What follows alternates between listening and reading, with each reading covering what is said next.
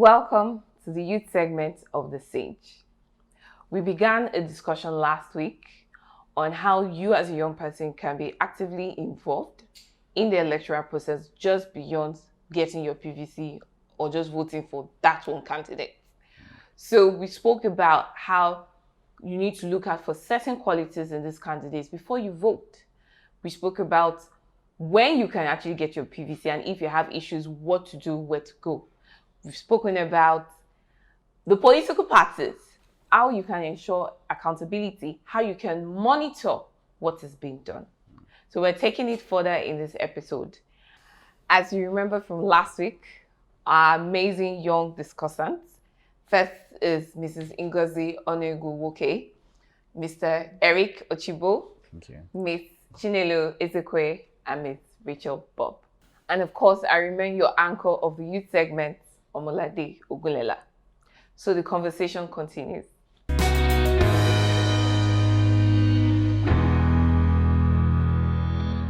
So, Rachel, I turn to you.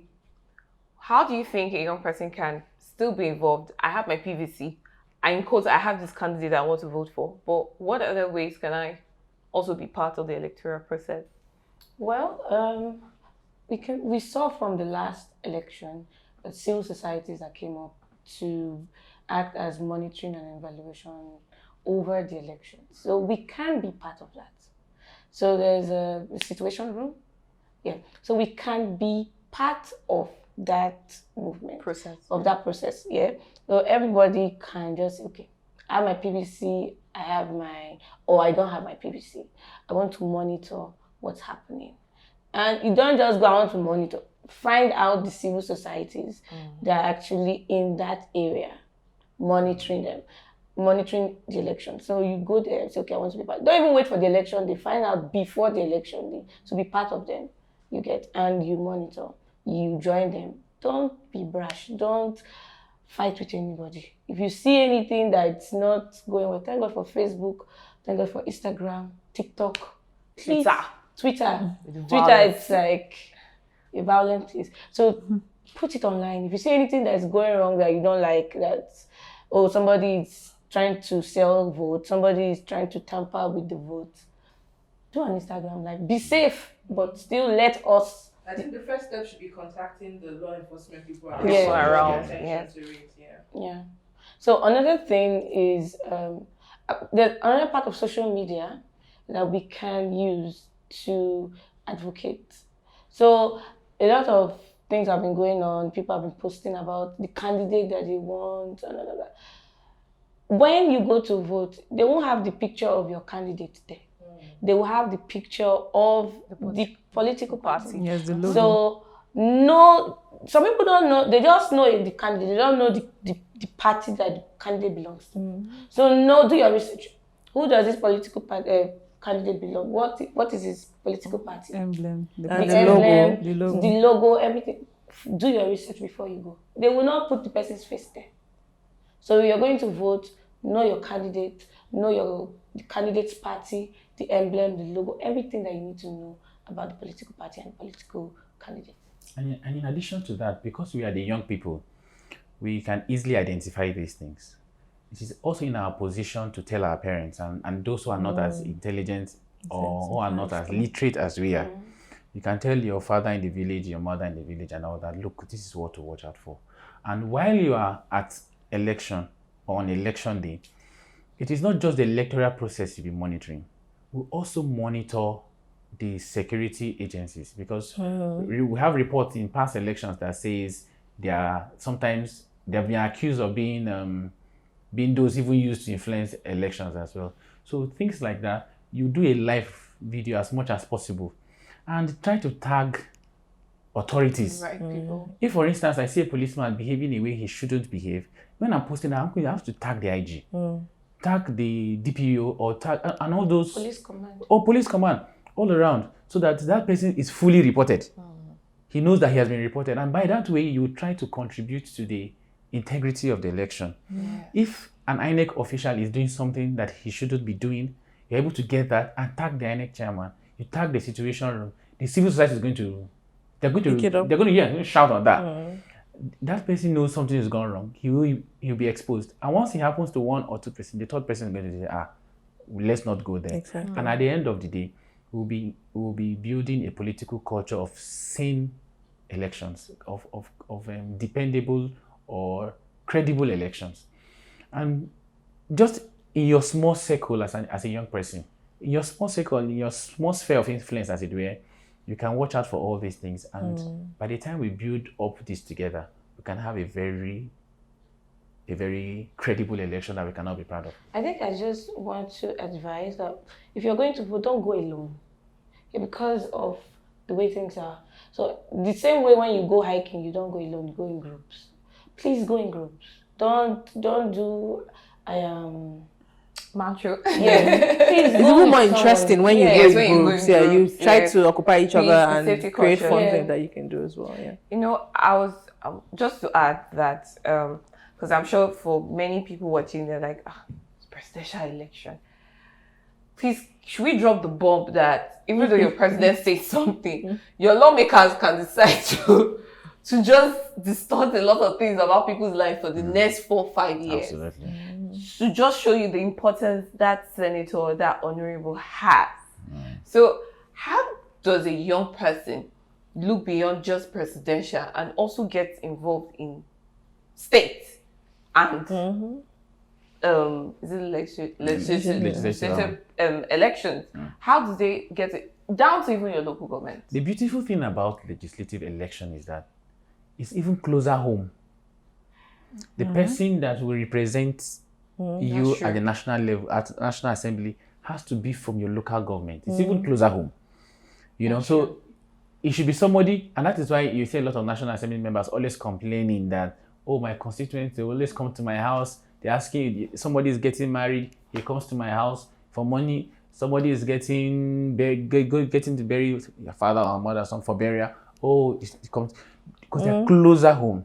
So somebody who is contesting for House of Representatives, for instance, it's always a walkable distance within the locality. They can Somebody they unlike can somebody grab. who is They can grab, that's true. so unlike somebody who's contesting for the governorship election or the president. For instance, President Muhammadu Buhari right now, when he was contesting election, I think he was in Daura. That's his place. That's where he votes. Whereas there's somebody from Delta State, in one local government in Delta State, the distance between you and the presidential election is even wider. Yeah. But for the person who will go to the House of Assembly, Yes. the Senate, You or will the House of see Reps, that person is your local, is from your village. You know his children, or Yeah. you know his father, you know his mother. So it's even easier to monitor such persons. And that is where I want to task our youth groups in the villages and communities. Those youth groups, that's the point. That is where you sanitize what happens in the National Assembly or in the State House of Assembly. Because if you know this man who lives with us in this community, when he was young or some years ago, any missing goats is someone is part of the story. Because this is going to be a community, something we all know. It's smaller now, so we know ourselves. If there's a missing goat, his son or him himself is always involved, you know, or there's a controversial issue, something wrong happens in the community, it's always through him. We should know that this person is a red flag already. You know, it's a red flag already. If he goes there, if somebody who has betrayed the community before, there is something for us, perhaps a project is coming to the community that should be sited in the middle, in the center. Then he takes it to his own corner of the village because he has influence. It's already a red flag that no, this guy, if he gets into the National Assembly, what should come down here will not even come down here, won't have a good representation. So youth groups particularly, age grades and all that we have in our communities, that is where, that is for House of Reps, for the Senate, and Local government for local government chairman, the councillors, and the State Assembly. Those are close home, and it's easy for us to really watch out for them. Don't be carried away by what they're going to give you. We must watch them and make sure we get the right person into office, because if you get the wrong man into office, the next president may want to do something good. He needs the budget to do that. These are the people who approve budget for the president to carry out projects. He may need, you would know by now that anytime President Muhammadu Buhari wants to borrow funds, the National Assembly has to approve. Definitely.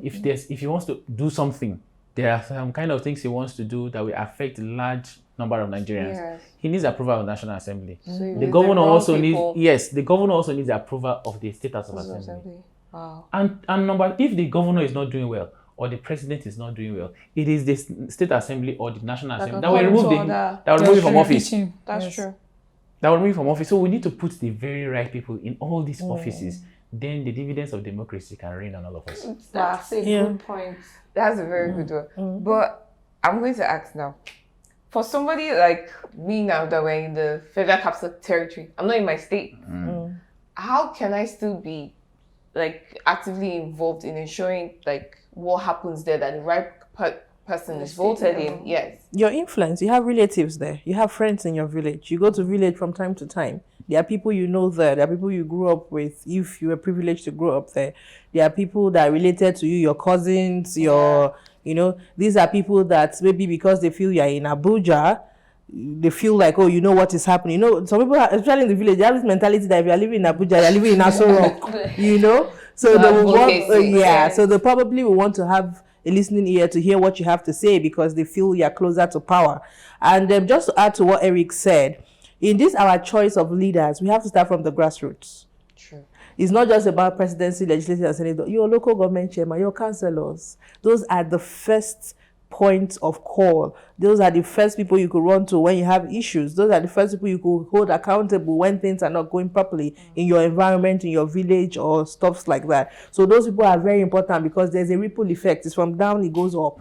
You understand? So if you get the president right, you don't get the nitty-gritty, the little ones around right, it's also a problem. Do you understand? So in choosing good leadership, let's not just focus on the governors or the legislators or the senators or president. Our local government chairman, they have a lot to do for us. They are the ones that will bring even the good roads around our village homes and all that. So they are as important as the bigger positions as well. So because we have relatives, we have friends, we have people that can listen to us or that feel that we are probably more educated than they are, or because we are closer to power, let's use that relationship and create the influence we need for them to choose good leaders. And this election is actually coming up, just in case maybe if you're a bit confused. Apart from the presidential elections, you're also going to get the chance. There's also the senators, they'll be voted in, and also House of Representatives. So we have our work cut out for us. And the presidential elections are expected to come up February next year, while for the senators and House of Rep members, National Assembly generally is supposed to come up in March. So they're all really very close. But although their dates already set, but these things, they may change. But for now, this is what's in INEC website. And like all of us were stated here, it's so important to research.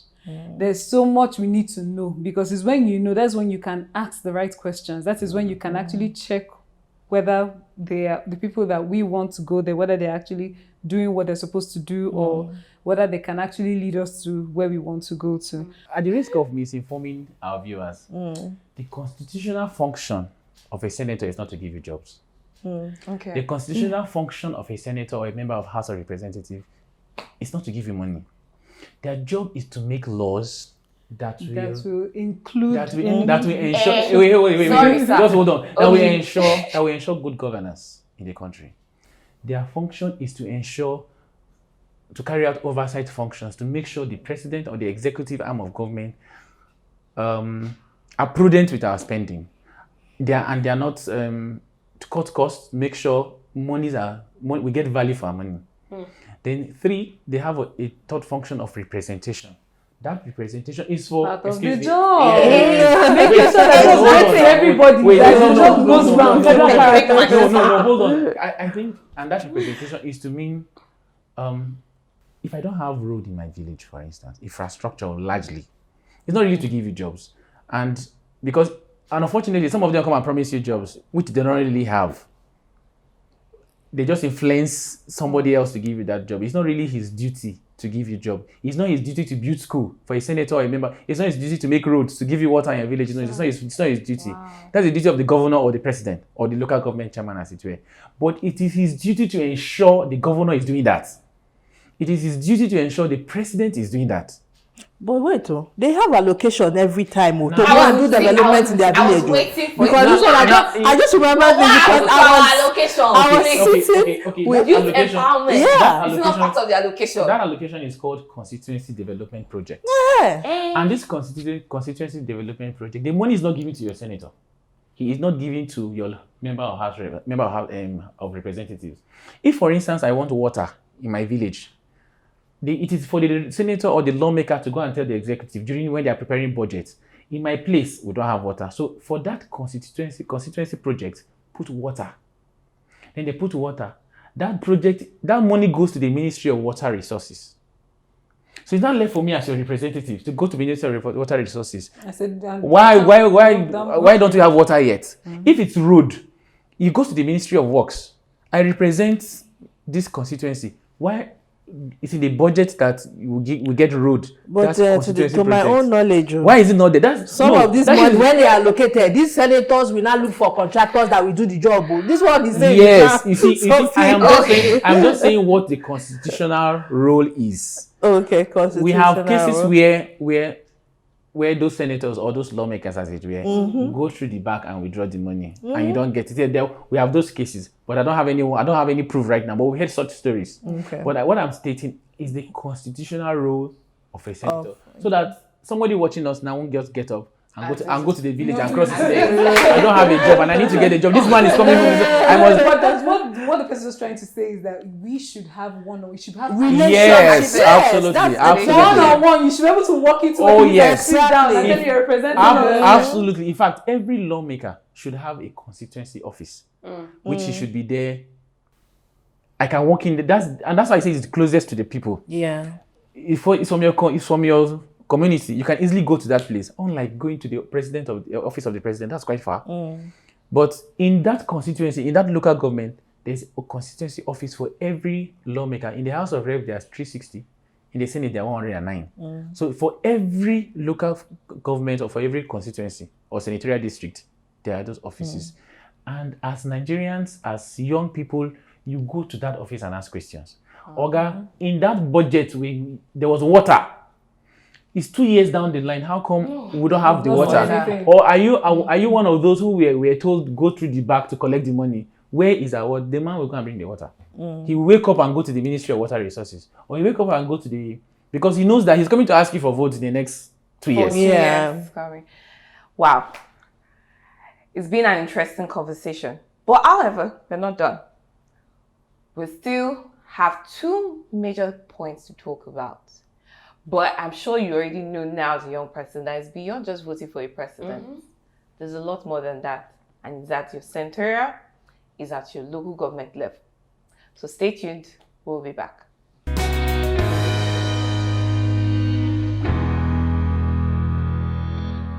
Welcome back.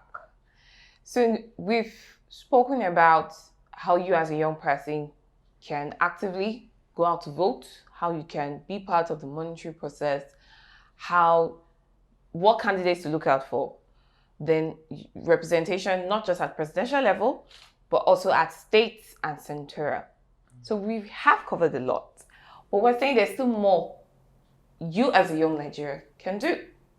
So I'm going to turn to Chinelo and say, in the area of advocacy, what can I do to use my platform to ensure that the election is not only credible, but that the right person comes in? Okay, what you can do and what I can do and what we can do still boils down to, first of all, be armed with the right information. Okay. First of all, because as an advocate, you're supposed to be educating, or you're trying to talk to somebody, give so the person can make an informed decision. So the information you're passing to someone should be very, very, very accurate, and should be evidence-based. It should be credible, so that the person can see reasons why, okay, it's help me make an informed decision. So as an advocate, first of all, we need to know our onion. We need to know everything, almost everything. To do that, you need to read, you need to follow the news, you need to follow the trends, you need to also go back to when, all this previous manifestos to be able to, because history, the good thing about history is that it helps us to know what to correct in the future. It gives us a direction. It gives us something to, hold and, give us something to work with. So when that is done, and for people that have a lot of followers on Instagram or generally social media platforms, it's actually a win-win, where if you're armed with this information and you're educating people, you're doing this advocacy. I know that people may use it to make money, because if you have a lot of followers, you can advertise and you also make money. So it's a win-win. And this Nigerian election, trust me, everybody wants to know about it. People in diaspora, people down here, the whole world is talking about, they are actually very involved. And I know even international organizations like the European Union, I know this advocacy now, they actually pay for maybe monitoring, they support with money to actually make sure that, people monitor all this civil society, to support them. So it's a big deal. The whole world is watching. So now when you talk about content that people want to hear about, this is a very, very good content. So it's a win-win, where you talk about these things, you also make money on the side, and you're also educating people, so with your social media platform. And for people that actually want to start, the social media to build up followers, like I'm sure that this conversation for Change, this particular one, by the time it hits YouTube, I'm sure that we're going to get a lot of people viewing and everything, because it's an issue everybody's talking about. Everybody wants to know what's going on and all. And again, why it's actually important to research is that, yes, let's just accept the fact that a lot of Nigerian youths are not really inclined to reading. They find reading boring. They just rather listen to what other people that sound intelligent have to say. And then for them to follow the crowd. So if you're going to actually, for us to advocate properly, and for us to actually, those that are in that category of following the crowd, right? So let them follow the right crowd. So that's the thing. So just arm ourselves with the right information. Being the right crowd. Yeah. So I would like to add that it's a good thing for us to advocate by creating the content that people need to read about and all that. But in our own little quota, as much as we can even fund these things. Like we create this content, we can advertise it. We can, do the advert on Facebook, on Instagram, so that it can reach a larger audience. That way we can, have a wider scope of influence. Those are the little things we can do. You understand? So it's not about just doing it to make small change for yourself, but you can actually use your money to educate more people and to influence more people towards making the right decision. And if you can't, if you can't pay for an ad, retweet, share, like, because the more you retweet, the more you like, the more you share, it pushes it up. So retweet, share, and like. And just adding to it, I liked what she said about our own little way of contributing. Yeah, because I was always like recharge cards and stuff. They're not really ego. So you can actually say, okay, what was the new? Because there's an amendment to the Electoral Act. You can actually just put out a question there in something like that, and anybody that gets the fastest finger, you win 1,000 naira recharge card. That be amazed at the number of comments we have. Exactly. So these are small ways we can just to get people involved. Like, okay, going to recharge cards. And this can be in groups that we belong to, not necessarily like our Instagram, Facebook. You can like WhatsApp groups that you belong to, societies and stuff. Groups, it to be amazing to influence such a crowd as well. So that means you can support financially, you can support in kind and in cash. But the major thing we're trying to say to every young person out there is get involved. Please. At this point, 2023 elections is determining our lives for the next 4 to 8 years. A lot has gone wrong. It's time to fix some things. It's time to get it right. And we need to start now. So we've said a lot. Get your PVC. Know what qualities to look at for a candidate. Know that your voting doesn't just end at presidential level. Monitor at your political parties. Know what is going on. Insist on what is right. Be a whistleblower.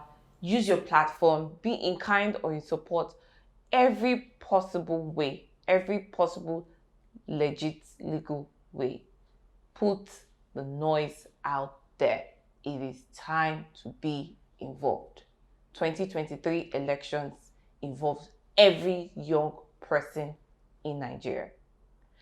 So we might be done on this episode, but we're not done yet. This is a series you're going to enjoy. So stay tuned. By next week, we'll have another amazing conversation for you. So we remain your amazing youth segment panel on the stage. But for now, bye.